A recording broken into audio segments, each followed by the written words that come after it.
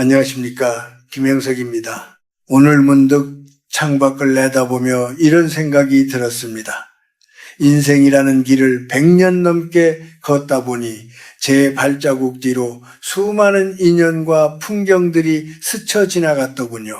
그 긴 세월 속에서 제가 깨달은 아주 작지만 소중한 진실 하나를 오늘 여러분과 나누고 싶습니다. 특히 이제 막 인생의 중반을 넘어서서 노년의 문턱에 들어선 분들이라면 제 이야기가 조금은 따뜻한 위로이자 가슴 아픈 경고가 될지도 모르겠군요.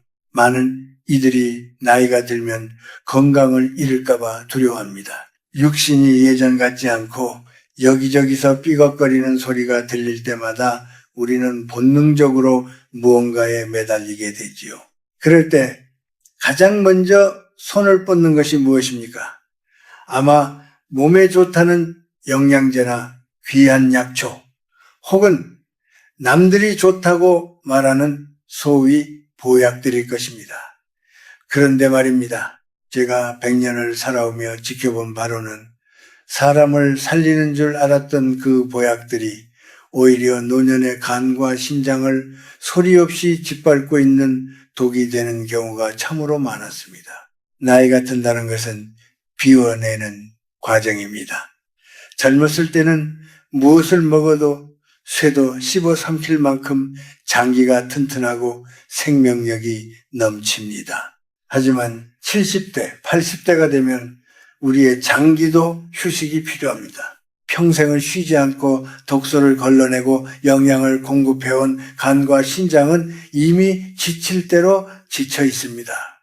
그런데 우리는 그 지친 장기들에게 더 큰 짐을 지웁니다. 몸에 좋다는 고농축즙, 정체모를 한약재 수십 알의 영양제를 쏟아붓는 것이죠. 여러분, 이것은 건강을 챙기는 것이 아니라 탐욕의 그림자일 뿐입니다. 몸은 그만 쉬고 싶다고, 이제는 담백한 것들로 채워달라고 아우성치는데 우리는 귀를 닫고 욕심을 삼킵니다.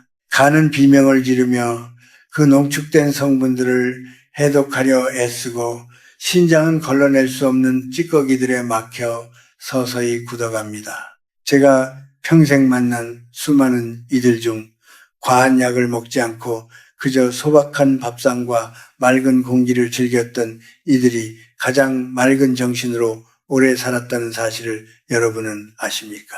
인간의 욕망은 참으로 묘합니다. 젊음이 영원할 것 같아 함부로 대하다가 막상 황혼이 찾아오면 한 움큼의 알약으로 시간을 되돌리려 합니다. 하지만 생명은 강제로 연장하는 것이 아니라 순리에 맡기는 것입니다. 인위적으로 쥐어짜낸 생명력은 결국 더 큰 고통을 불러옵니다. 지금 여러분이 좋다고 믿고 있는 그 세 가지 약들이 사실은 여러분의 생명줄을 조금씩 갉아먹고 있다면 어찌하시겠습니까?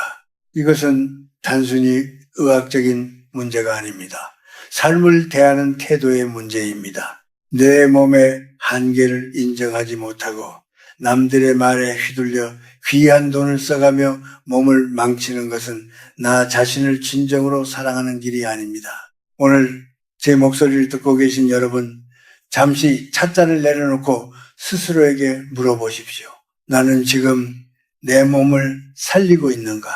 아니면 불안함 때문에 내 몸을 괴롭히고 있는가? 제가 오늘 말하고자 하는 이 세 가지 독에 대한 이야기는 어쩌면 여러분이 가장 듣고 싶지 않았던 진실일지도 모릅니다. 하지만 100년을 산 노인의 진심 어린 걱정이라 생각하고 들어주셨으면 합니다. 우리가 더 늦기 전에 멈춰야 할 것들, 그리고 다시금 되찾아야 할 노년의 품격은 과연 어디에 있을까요?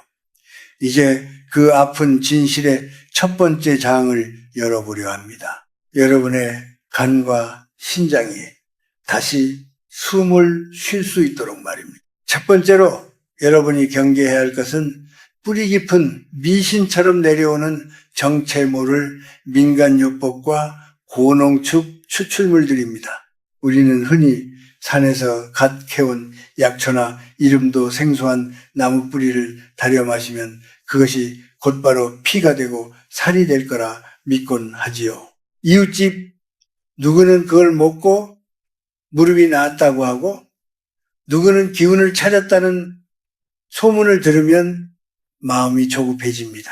하지만 여러분, 산천초목이 모두 인간의 몸에 이루어온 것은 아닙니다. 자연에서 온 것이니 무해할 것이라는 생각은 아주 위험한 착각입니다. 노년에 가는 마치 오래된 정수기 필터와 같습니다. 젊을 때는 흙탕물이 들어와도 금방 걸러내어 맑은 물을 내보냈지만 이제는 아주 작은 찌꺼기조차도 큰 부담이 됩니다. 그런데 여기에 출처도 명확하지 않은 약재를 고농축으로 달인 물을 쏟아 붓는다면 어떻게 되겠습니까? 간은 그 낯설고 강한 성분을 해독하기 위해 모든 에너지를 쏟아붓다가 결국 지쳐 쓰러지게 됩니다. 이것을 우리는 독성 간염이라 부르지요. 몸을 보호하려고 마신 물이 오히려 간세포를 파괴하는 무서운 무기가 되는 셈입니다. 저도 살아오면서 주변에서 그런 분들을 참 많이 보았습니다. 평소엔 누구보다 건강에 자신 있다던 분들이 어디서 좋다는 소문을 듣고 이름 모를 환이나 즙을 몇 달간 복용하시더니 어느 날 갑자기 안색이 황토색으로 변해 나타나시더군요. 눈동자가 노랗게 변하고 나서야 병원을 찾지만 이미 간은 돌이킬 수 없을 만큼 상처를 입은 뒤였습니다. 그분들은 억울해 하십니다. 나는 남들보다 건강을 더 챙겼는데 왜 나에게 이런 일이 생기냐고 말이죠. 하지만 그것은 건강을 챙긴 것이 아니라 몸의 질서를 무시한 과욕이었습니다. 특히 우리 한국 사회는 정이 많고 소문에 밝다 보니 서로가 서로에게 약을 권하는 문화가 강합니다. 사랑하는 사람에게 주고 싶어 귀한 돈 들여 사온 마음은 이해합니다만 그 마음이 때로는 비수가 되어 돌아옵니다. 신장 또한 마찬가지입니다. 신장은 우리 몸의 노폐물을 소변으로 내보내는 아주 정교한 기관입니다. 그런데 농축된 한약이나 정제되지 않은 가루약들은 신장의 가느다란 통로를 막아버립니다. 한번 망가진 신장은 다시 예전으로 돌아가기가 참으로 어렵습니다. 매주 병원을 찾아 기계에 몸을 맡기고 피를 걸러내야 하는 고통을 겪고 나서야 사람들은 후회합니다. 여러분, 진정한 보약은 약방에 있는 것이 아닙니다. 제철에 나는 채소를 정성껏 씻어 천천히 씹어 먹는 것, 맑은 물을 자주 마셔 몸 안의 기를 터주는 것, 그것이 100년을 살아온 제가 감히 말씀드릴 수 있는 최고의 비결입니다. 약초의 신비한 효능을 믿기 전에 여러분의 몸이 이미 가지고 있는 자정 능력을 믿어보십시오. 간과 신장에 짐을 지우지 않는 것만으로도 여러분의 몸은 충분히 감사해야 하며 활력을 되찾을 것입니다. 우리는 왜 이토록 무언가를 먹어서 해결하려고만 할까요? 아마도 그것이 가장 쉬운 방법이라 믿기 때문일 것입니다. 운동을 하고 마음을 다스리는 것보다 비싼 약재를 사서 마시는 것이 훨씬 편하게 느껴지겠죠. 하지만 인생에 공짜는 없습니다. 노력 없이 얻으려는 건강은 모래 위에 쌓은 성과 같습니다. 지금 여러분의 잔장 속에 들어있는 누군지도 모르는 사람이 좋다고 해서 사다 놓은 그 정체 모를 즙과 약재들을 다시 한번 살펴보십시오. 그것이 정말 당신을 위한 것인지 아니면 당신의 불안을 먹고 자란 독약인지 말입니다. 몸은 정직합니다. 인위적인 강요보다는 자연스러운 흐름을 좋아합니다. 노년이 될수록 우리는 더 소박해져야 합니다. 먹는 것도 입는 것도 그리고 마음가짐도 말입니다. 너무 진한 향기와 맛은 오히려 본연의 기운을 해칩니다. 이제라도 그 무거운 보약 보따리를 내려놓으십시오.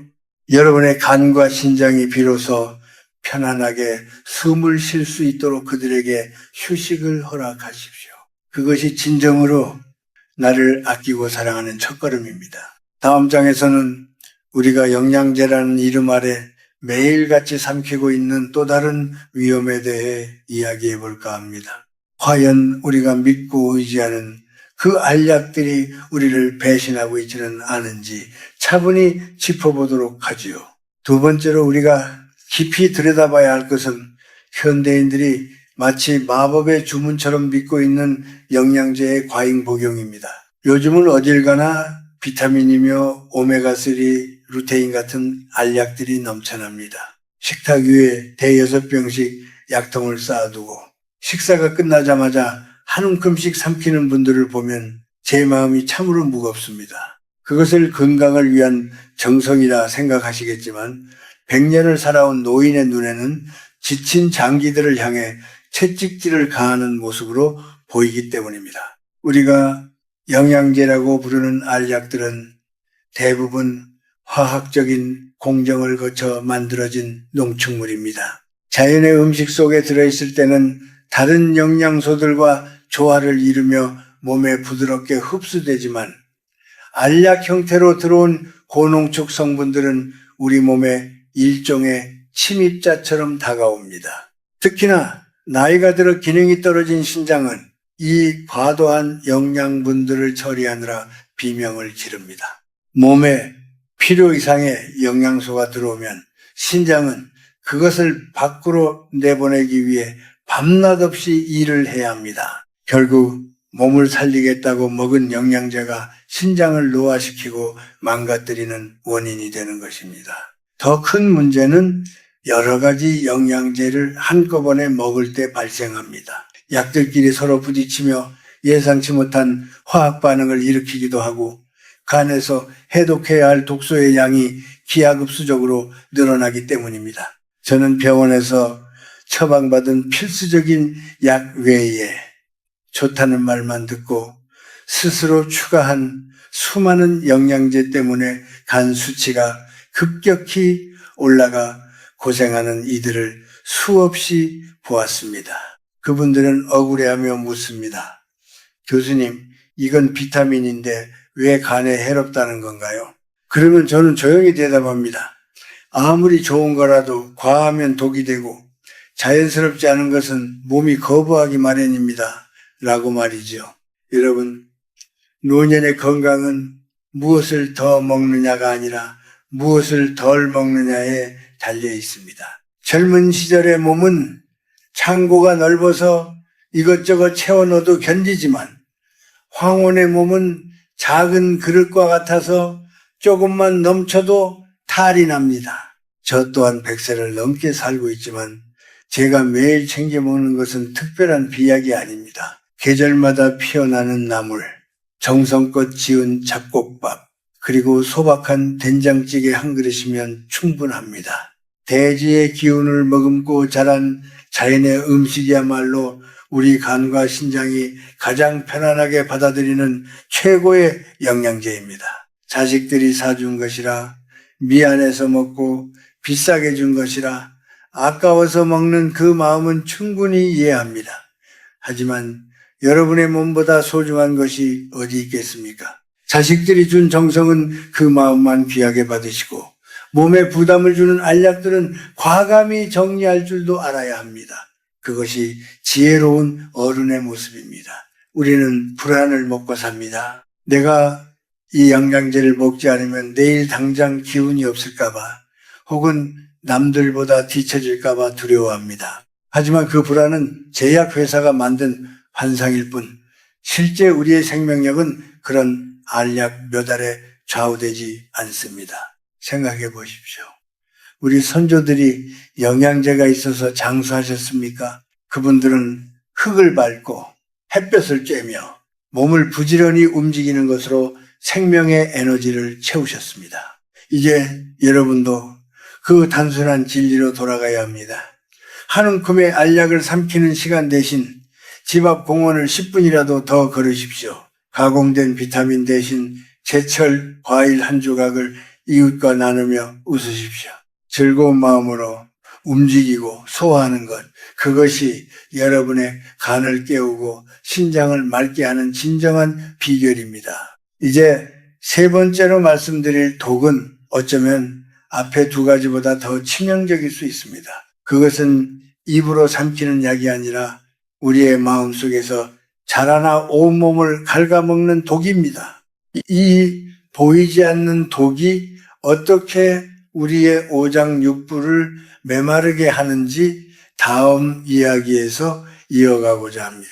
여러분의 몸을 진심으로 아끼는 마음으로 잠시 숨을 고르며 제 이야기에 귀를 기울여 주시길 바랍니다. 마지막 세 번째로 우리가 경계해야 할 가장 무서운 독은 바로 마음의 허기를 달래려 삼키는 중독적인 감정과 집착이라는 독입니다.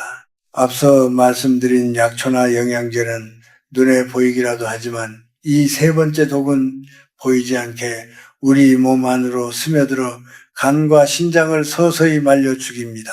제가 100년을 넘게 살며 수많은 사람의 뒷모습을 지켜보니 육체의 질병은 대개 마음의 응어리에서 시작되더군요. 특히 노년에 접어들어 느끼는 소외감, 자식에 대한 서운함, 그리고 지나온 세월에 대한 후회는 그 자체로 강한 산성 독소가 되어 혈관을 타고 흐릅니다. 동양의 오랜 지혜에 따르면 간은 분노를 주관하고 신장은 공포와 불안을 주관한다고 했습니다. 노년이 되어 사소한 일에도 화가 치밀고 누군가 나를 무시한다는 생각에 밤잠을 설친다면 여러분은 지금 세상에서 가장 지독한 독약을 스스로 마시고 있는 셈입니다. 화를 낼 때마다 우리 몸의 간은 딱딱하게 굳어갑니다. 해독되지 못한 감정의 찌꺼기들이 간세포를 짓누르고 그 스트레스 호르몬은 고스란히 신장으로 흘러들어가 역과장치를 망가뜨립니다. 몸에 좋다는 비싼 약을 아무리 먹은들 마음속에 시퍼런 칼날을 품고 산다면 그 약들이 무슨 소용이 있겠습니까? 저는 가끔 산책길에서 만나는 노인분들의 얼굴을 유심히 살피곤 합니다. 어떤 분은 주름이 깊어도 평온한 빛이 나고 어떤 분은 값비싼 옷을 입었음에도 안색이 어둡고 탁합니다. 그 차이는 어디서 오는 것일까요? 바로 내어주는 마음과 움켜쥐려는 마음의 차이입니다. 나이가 들수록 우리는 내가 이만큼 해줬는데 라는 보상 심리와 나를 대접해달라는 권위의식을 보약처럼 소중히 여기며 살아갑니다. 하지만 이것이야말로 영혼을 갉아먹는 독약입니다.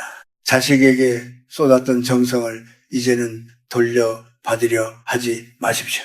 그것을 기대하는 순간 서운함이라는 독이 여러분의 신장을 공격하기 시작할 것입니다.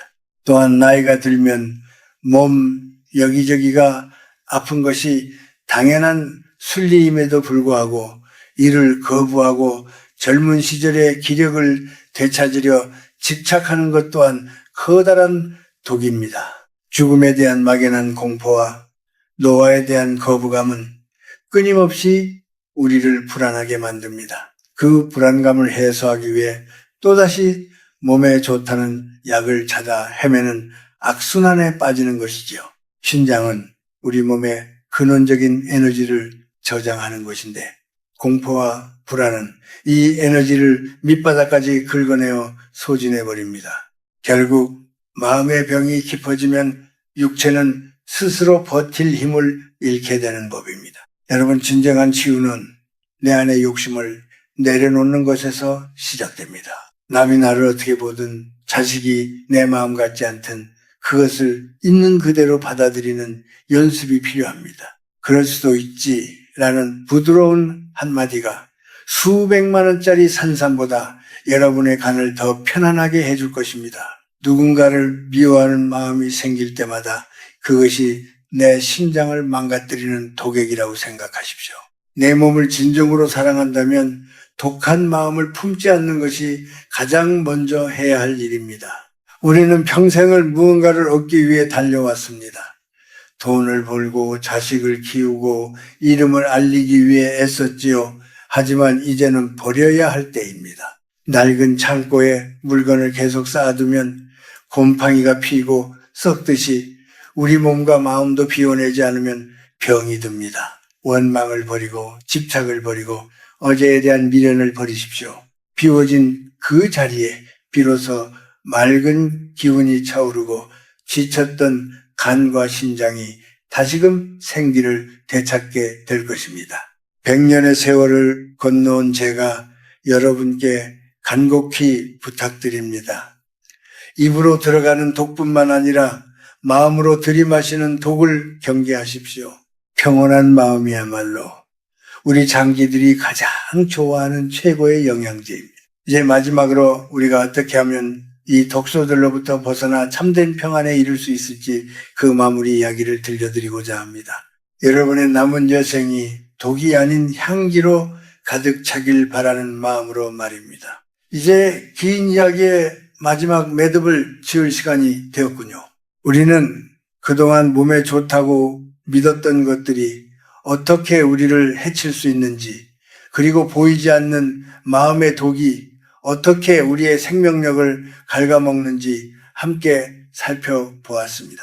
100년이라는 시간을 살아보니 결국 인생에서 가장 중요한 것은 무엇을 채우느냐가 아니라 무엇을 어떻게 비워내느냐에 달려있더군요.